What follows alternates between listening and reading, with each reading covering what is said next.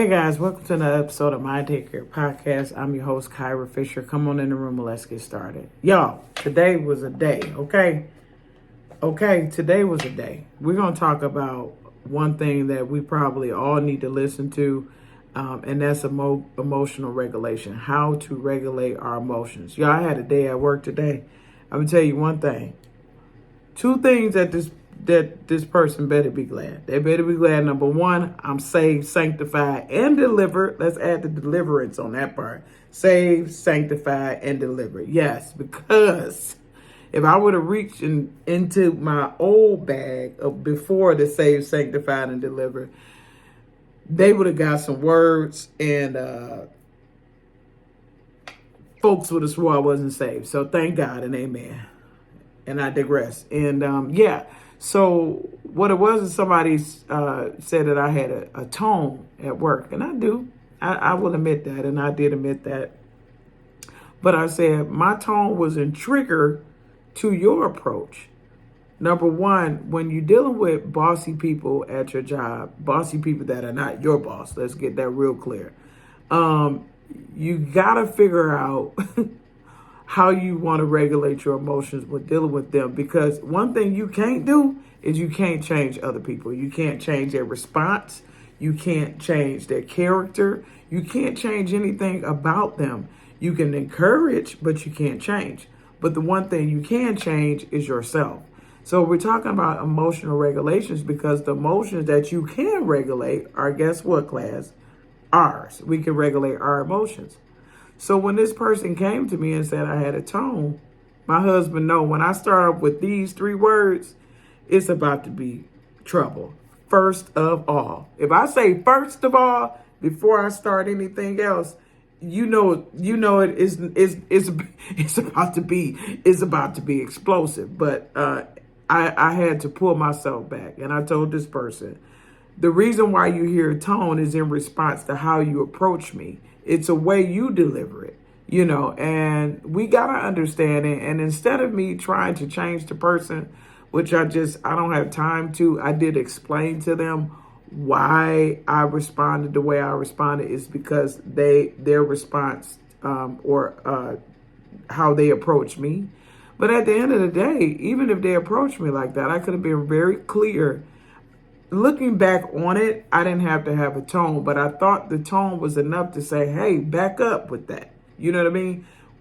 Whatever you're saying, back up with that. And so apparently it wasn't enough. So I had to be really clear because they approached me about my tone. So I said, well, this gives me an opportunity to tell them why I had a tone. And at the end of the day, it was real. I didn't get to say this, but I probably will say this tomorrow to the person. They're not my boss, so don't approach me as if I'm taking directives from you. It's a way to approach me. It's a way for us to communicate. And because we're adults, I believe it's going to work out. But what happens if they don't receive that? Then I have to control me. The only emotional response I can control is me. The only emotional response you can control is you. So when you're dealing with a difficult coworker, or not even a difficult coworker, you and the coworker just don't see eye to eye. You have to figure out how to deal with them and how to approach them. So one of the techniques I want to talk about today is opposite action. So opposite action is use opposite action when your emotions do not fit the facts or when acting on your emotions is not effective. Okay? Now, my emotions, I felt like it fit the facts, but I felt like my emotions weren't effective. So then I need to do the opposite of what I was doing. So the opposite of my emotions, instead of revving up with my first of all, the opposite is just listen. I talked about that the other day when I said, or the other week when I said, the scripture be slow to speak and quick to listen. I think that scripture's in Proverbs. And I could have just really, really listened. And I did. Partly I did. But I could have took it to another level. And I could have just said, okay, I apologize, which I did. Let me go back. I'm really proud of myself, first of all, because I felt like I handled it well. but I felt like I didn't get it all out. Have you ever had a conversation with someone? It was about a difficult issue, and and after the fact, hours later, you start going back on things you should have said, so it could have been very clear or more clearer, so that you wouldn't run into that issue again. And that's what happened to me today. So I figure when I go to this person tomorrow, I'm going to have another example, and they can choose not to change, but when they approach me, that does have to change, or then we have to take it to another level. I'm not going to take it to another level. When I say that, I mean bringing in the third party, my boss or whatever. I don't think it's necessary to need to go that far. Or I will just ignore the person, because at the end of the day, I don't have to answer to them, but I will still be nice. I still will speak. But in regards to engaging, as far as me responding when they get hype or when they get bossy, I don't have to. And so that's my opposite action to what I normally would have acted, because I feel like if I kept with the tone as this person so readily addressed me about, it wouldn't be effective. And so that's when you use the opposite action, when your emotions do not fit the facts, or when acting on your emotions is not effective. So when do your emotions not fit the facts? So let's see, what's a good example? I'm gonna go back to this situation. So when I brought up to the person, this is why I have a tone, not that it's justified.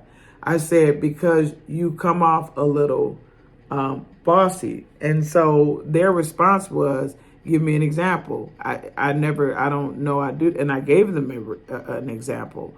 And then they were just really, it's almost like they brushed past it. And so the emotions didn't necessarily fit the facts of what I was trying to convey to them. Do you understand what I'm saying? Like I expected a different response when I clearly gave an example.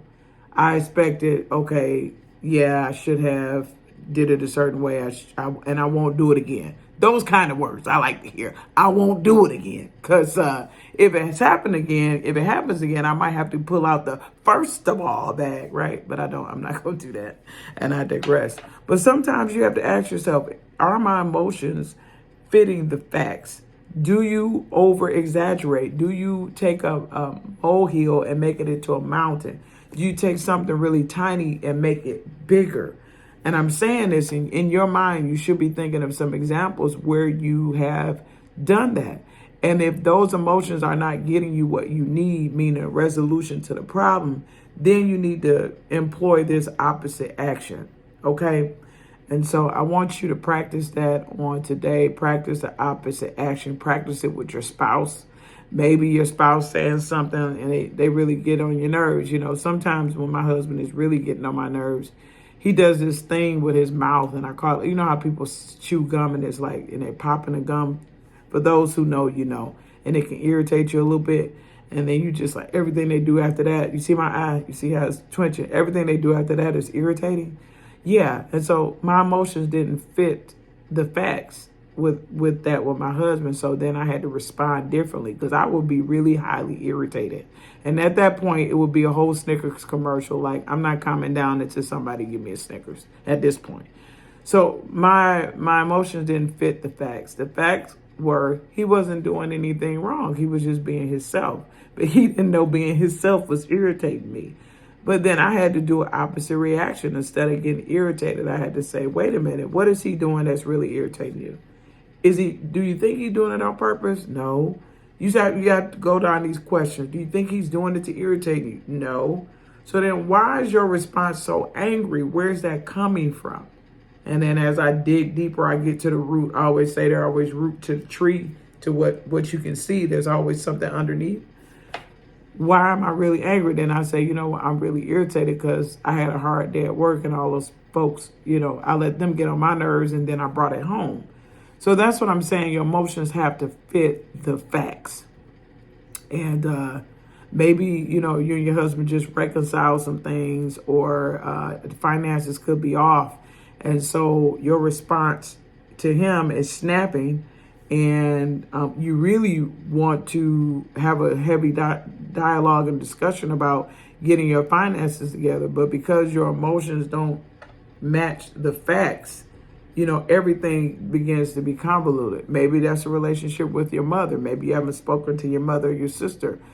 Your emotions didn't really match the facts. If you really sit there and see what happened, it may not match it. And it may match it, but that don't mean that it's okay either if your emotions actually match the fact. You may have to do opposite action just so you can get peace. Do you hear what I'm saying? So try that. Try that this week. Opposite actions to things that have irritated you in the past or caused you so much stress and grief, or how your response was. Try the opposite action and see where that gets you. So thanks for joining another episode of Mind Daycare Podcast. I am your host, Kyra Fisher. I want you to know I love you and there's not a thing that you can do about it. I promise you I'm going to get a better sign off. It just ain't happening today. But anyway, see you next time. Peace.